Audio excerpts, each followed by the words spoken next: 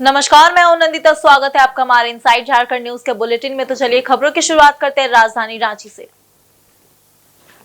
मुख्यमंत्री हेमंत सोरेन ने आज रांची के तपोवन मंदिर परिसर में श्री राम जानकी तपोवन मंदिर का भूमि पूजन किया। इस मौके पर मुख्यमंत्री हेमंत सोरेन ने मंदिर में विशेष पूजा अर्चना की।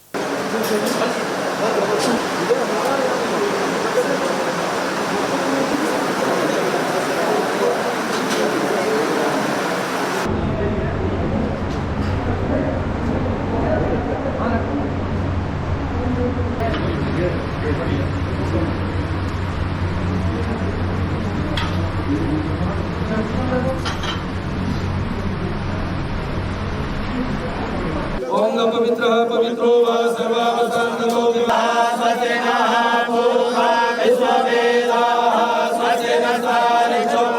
वहीं मुख्यमंत्री ने बाद में पुरोहितों की उपस्थिति में पूरे विधि विधान के साथ राम मंदिर के नवनिर्माण की आधारशिला रखी। मौके पर पूर्व केंद्रीय मंत्री सुबोध कांत सहाय भी मौजूद थे। बाद में पत्रकारों से बातचीत में मुख्यमंत्री हेमंत सोरेन ने कहा कि तपोवन की इस पावन धरती पर श्री राम मंदिर की आधारशिला रखी गई है। हम चाहेंगे कि मंदिर का निर्माण जल्द से जल्द हो ताकि यहाँ के लोगों की आस्था को और अधिक मजबूती मिले। मुख्यमंत्री ने कहा कि मंदिर के निर्माण से राम भक्तों की खुशी और अधिक बढ़ेगी।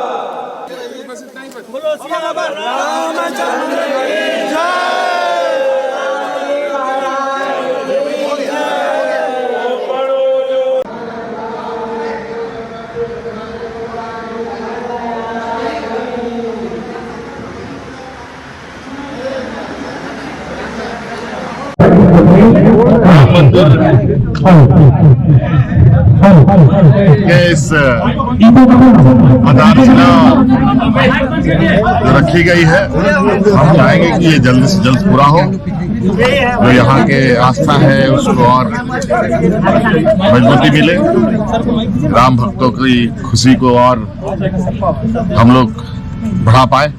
इसके विस्तार वहीं संविधान निर्माता डॉक्टर भीमराव अंबेडकर की 134वीं जयंती पर आज राष्ट्र उन्हें नमन कर रहा है। इधर रांची में भी डॉक्टर भीमराव अंबेडकर की जयंती पर विभिन्न कार्यक्रम आयोजित किए जा रहे हैं। मुख्यमंत्री हेमंत सोरेन ने रांची के डोरंडा स्थित डॉक्टर भीमराव अंबेडकर की आदमकद प्रतिमा पर माल्यार्पण कर उन्हें नमन किया।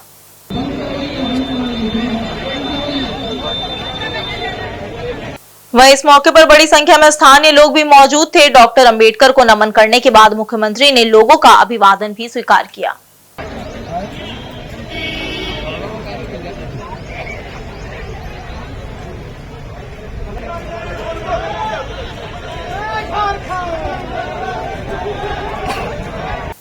वहीं राजधानी रांची में लगातार हो रही चोरी की मामलों का खुलासा करते हुए अंतर्राज्यीय चोर गिरोह के 3 सरगना को राजधानी रांची पुलिस ने गिरफ्तार किया है। इस मामले पर संवाददाता सम्मेलन के माध्यम से रांची के सिटी एसपी द्वारा विस्तृत रूप से जानकारी दी गई।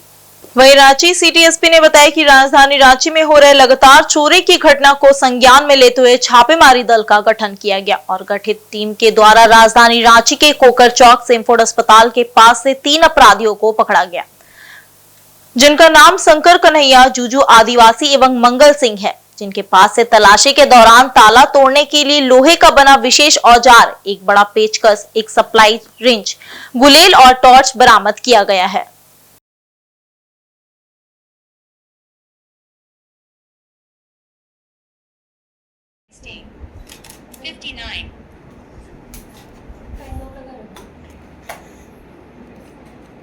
लोगों की गिरफ्तारी हुई है, क्या है ये पूरा मामला और पुलिस ने क्या कुछ बरामद किया, कार्रवाई क्या हुई? देखिए, रांची पुलिस के द्वारा आज गृहवेधन से संबंधित कांडों का उद्भेदन के लिए आज हम लोगों ने कार्रवाई जो की है उसके संदर्भ में प्रेस कॉन्फ्रेंस आयोजित किया गया है। डीआईजी कम एसएसपी सर के निर्देशन में और उनके दिशा निर्देश के आलोक में डीएसपी सदर के नेतृत्व में एक टीम बनाई गई, क्योंकि लगातार बंद फ्लाइटों में गृहवेधन की घटनाएं हो रही। इस आलोक में हम लोगों ने जब काम शुरू किया तब हम लोगों को सदर थाना क्षेत्र में 3 व्यक्ति जो है वो संदिग्ध अवस्था में हम लोग को पकड़े गए सैनफोर्ड हॉस्पिटल के पास से। जब इनसे कड़ाई से पूछताछ किया गया, क्योंकि इनकी संदिग्धता इस बात से आई कि पूर्व में जो भी घटनाएं हुई हैं उनके सीसीटीवी कैमराज में हम लोगों के इनके चेहरे जो है वो पता चला था। इस आलोक में हम लोगों ने कार्रवाई करके जब इससे पूछताछ करना शुरू किए तो पता चला कि रांची में लगभग दर्जनों से अधिक जो है वो चोरियां इनके द्वारा की गई। इनके द्वारा टीम जो है ये पार्टी गैंग है और यह मध्य प्रदेश गुना का रहने वाले हैं। जैसा कि आप जानते हैं ये कुख्यात चोर हैं और ये पूरे देश में घूम घूम करके अपनी पूरी टीम को लेकर के जाते हैं, शहर में ठिकाना बनाते हैं, टीम को रेकी करते हैं और इनके काम करने का तरीका जो है वो अलग है। यह गुलेल के माध्यम से सीसीटीवी कैमरा को तोड़ते हैं और यदि कोई डॉग किसी के घर में है तो उन कुत्तों को आपके गुलेल के माध्यम से उनको निशाना बनकर उसको शांत करते हैं।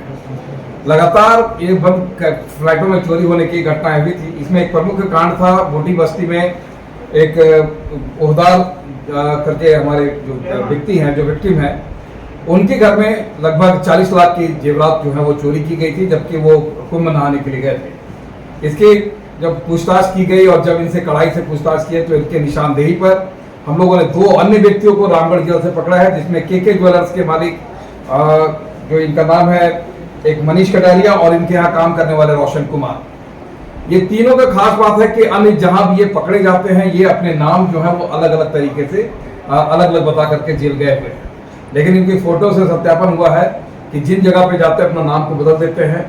यहाँ पे इनका भी सत्यापन हुआ है कि ये शंकर लाल कन्हैया जो है और दूसरा जोजू आदिवासी और मंगल सिंह, ये तीनों का नाम अभी यहाँ पे भेजे। इनके नाम की सत्यापन भी अलग से कराई जा रही है। माननीय न्यायालय को भी हम लोग इनके अलग से नाम जो है वो वेरीफाई करने के लिए कहें, क्योंकि अलग अलग जगह पे अलग अलग कांडों में नाम दे करके और गलत कांडों से ये बेल आउट होते हैं।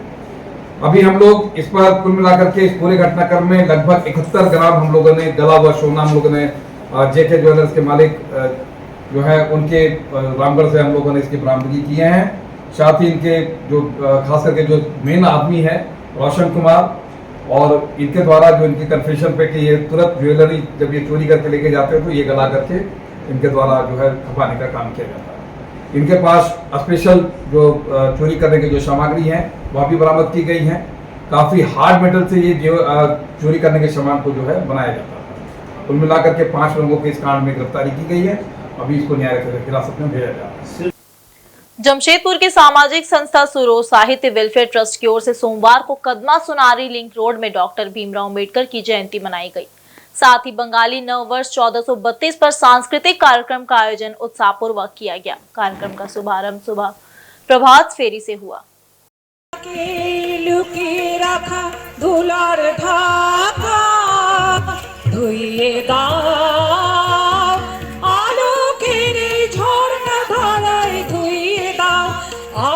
एशो हे बैशाख नबो आनंद दे जागे जैसा प्रेरणादायक गीतों से वातावरण संगीतमय हो उठा। कांग्रेस के वरिष्ठ नेता नट्टू झा विशेष अतिथि के रूप में मौजूद थे। इस अवसर पर संस्था के अध्यक्ष एवं वरिष्ठ अधिवक्ता रतन चक्रवर्ती ने उपस्थित जनसमूह को संबोधित करते हुए डॉक्टर अंबेडकर के योगदानों को रेखांकित किया और उन्हें श्रद्धांजलि अर्पित की। वहीं संस्था की संस्थापक व ट्रस्टी दोला भाजपेयी के नेतृत्व में एक भावपूर्ण प्रार्थना प्रस्तुत किया गया, जिसे दर्शकों ने खूब सराहा।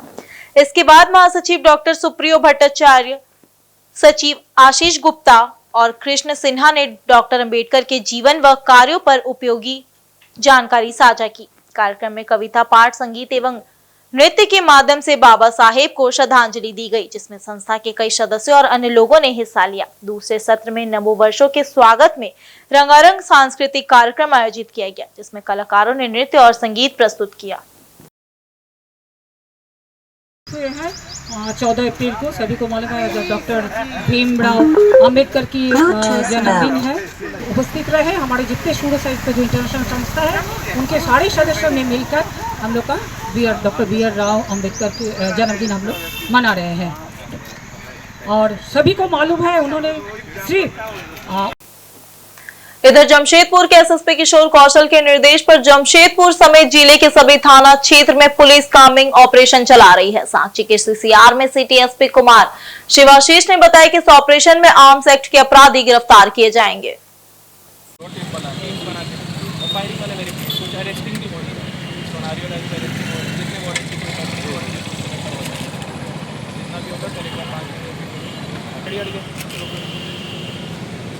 वहीं इसके अलावा ऐसे अपराधियों से भी पूछताछ होगी जो पहले फायरिंग के केस में लिप्त रहे हैं। पुलिस अड्डेबाजी के स्थलों पर भी छापेमारी कर रही है। जिले के सभी चौक चौराहों पर एंटी ड्रंक ड्राइव चलाया जा रहा है। शराब पीकर वाहन चलाने वालों को पकड़ा जाएगा। जमशेदपुर शहर में इस अभियान के लिए 150 अतिरिक्त पुलिस बल तैनात किए गए हैं। इधर सिटी एसपी ने लोगों से अपील की है कि अगर कोई अड्डेबाजी स्थल छूट जाए तो वह पुलिस को फोन कर इसकी जानकारी दे, ताकि अगले अभियान में उस स्थल पर छापेमारी हो सके। वहीं सिटी एसपी समेत सभी थानों के पुलिसकर्मी सड़क पर है और विभिन्न इलाकों में छापेमारी चल रही है।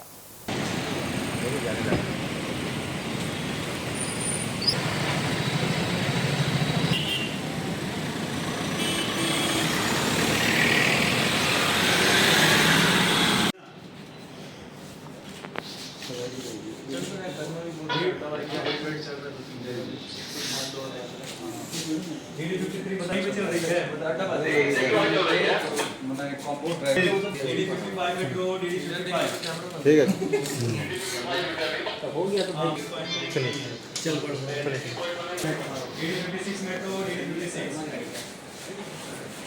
पुलिस अधीक्षक महोदय के निर्देशानुसार आज हम लोग एक कोम्बिंग ऑपरेशन चला रहे हैं, समकालीन अभियान चला रहे हैं, जिसमें हमारे टारगेट्स मल्टीपल हैं। पहला ये कि जितने भी ऐसे अपराधी हैं जिनकी गिरफ्तारी अभी पेंडिंग है, सबको इंस्ट्रक्शंस दिया गया कि सबके लिए अभी रेड्स करने हैं। रात भर यहाँ पे आज रेड्स चलेंगी पूरे शहर में, इनफैक्ट पूरे ज़िले में चलेंगी। इसके अलावा जितने भी आर्म्स एक्ट के फायरिंग के जितने भी अक्यूज्ड हैं जो पिछले 5 साल में चार्जशीटेड हैं, सबके घर पे आज हम लोग रेड करेंगे, सवाल जवाब पूछेंगे, पूछताछ करेंगे। थाना प्रभारी खुद उसमें ट्राई करेंगे इंटेलिजेंस कलेक्ट करने का, ताकि अगर वो अपराध में भी और संलिप्त हैं तो उसमें भी कुछ आइडिया लगेगा, और अगर उनके तरफ से हमें कुछ सूचना या इंटेलिजेंस मिलता है तो उसमें भी कार्रवाई की जाएगी। इसके अलावा जो भी ऐसे अड्डाबाजी स्पॉट्स आते हैं या होटल्स या लॉजेस आते हैं जिससे हमें लोगों की कंप्लेंट्स आती रहती है, उसकी भी हमारे पास एक लिस्ट है, उसको भी थाना वाइज बांट दिया गया है और थाना उस पर भी जाके रेड्स कर रही है, ताकि अगर ऐसा कोई भी वहाँ आपराधिक गतिविधि हो रही हो तो उस पर भी हम लोग नियंत्रण पा सकें।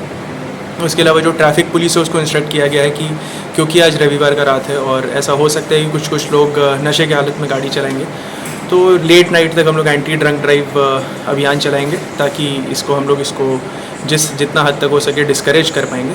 एंड फाइनली ओवरऑल हम लोग बस यही ट्राई कर रहे हैं कि पुलिस की प्रेजेंस पूरे शहर में दिखे और पुलिस की कार्रवाई दिखे।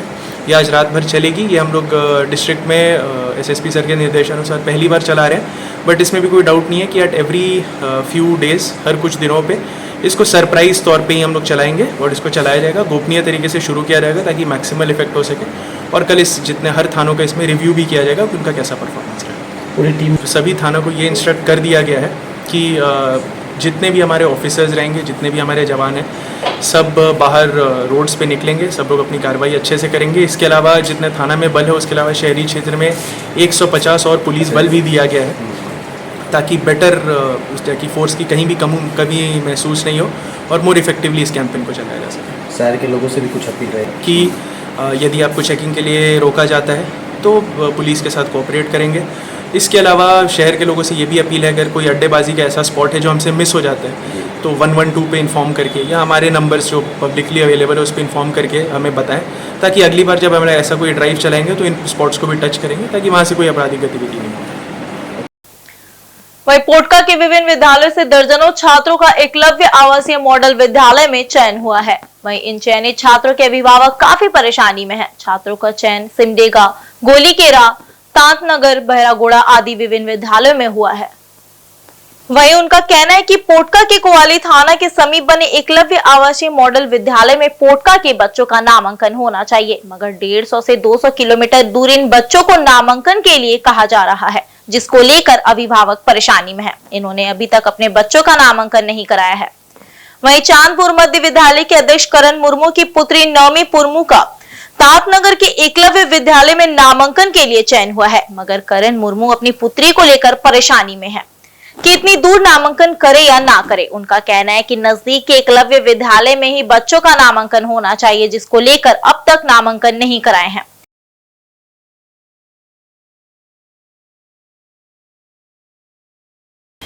जी, मैं सर्वप्रथम तो मैं अपना नाम बताऊंगा। मेरा नाम करण मुर्मू है और मैं उत्क्रमित मध्य विद्यालय चांदपुर का अध्यक्ष भी हूँ, और मेरी भी बेटी पढ़ती है यहाँ और वो 8वीं क्लास के लिए चयनित हुई है और उनका सेंटर पड़ा है तांतनगर।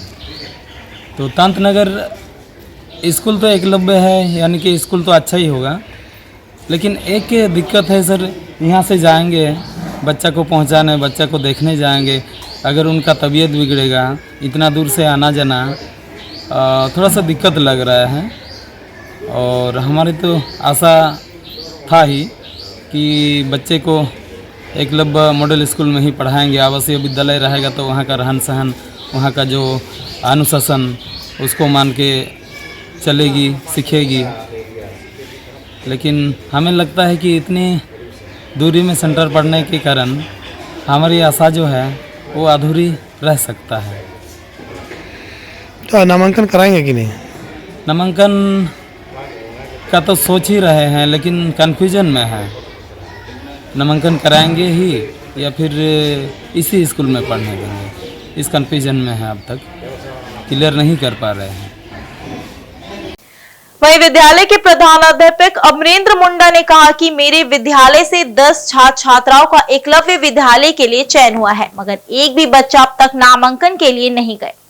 सभी बच्चे अभिभावक की ओर टकटकी लगाए देख रहे हैं कि आखिर इतने मेधावी छात्रों का एकलव्य विद्यालय के लिए चयन होने के पश्चात नामांकन नहीं हो पा रहा है। स्कूल का नाम है UMS चांदपुर और इसमें फिलहाल अभी के एकलव्य विद्यालय के लिए 10 बच्चे चयन हुए हैं। और बोला जी, इसके लिए मैंने हर अभिभावक से प्रयास किया कि आप लोग एडमिशन कराइए, लेकिन दूरी होने के चलते कुछ गार्जियन जो है नाराज़ हैं और सामने में एकलव्य विद्यालय होते उतना दूर जाने के लिए भी तत्पर नहीं है। वहीं छात्र अलीसा सिंह एवं नवमी मुर्मू ने कहा कि हम सब काफी उत्सुक थे कि आवासीय विद्यालय में रहकर पढ़ाई करेंगे, मगर इतना दूरी होने के कारण हम सब अपने पिता का इंतजार कर रहे हैं कि नामांकन कराएंगे या नहीं। वेरकेला में पढ़ा है, बहुत दूर लग रहा है जाने के लिए, अगर पास में होता तो अच्छा होता। तो एडमिशन लेगी वहाँ? मेरा पिताजी जो बोलेगा वही, बहुत दूर हो रहा है, नहीं खाते। नाम नवमी मुर्मू है और पापा जो बोल रहे हैं वही होगा, और पास होता तो अच्छा होता। यहाँ पोटका, जमशेदपुर, टाटा। और इस बुलेटिन में सिर्फ इतना ही। मिलते हैं ब्रेक के बाद कुछ नई खबरों के साथ, तब तक के लिए देखते रहिए इनसाइड झारखंड न्यूज। धन्यवाद।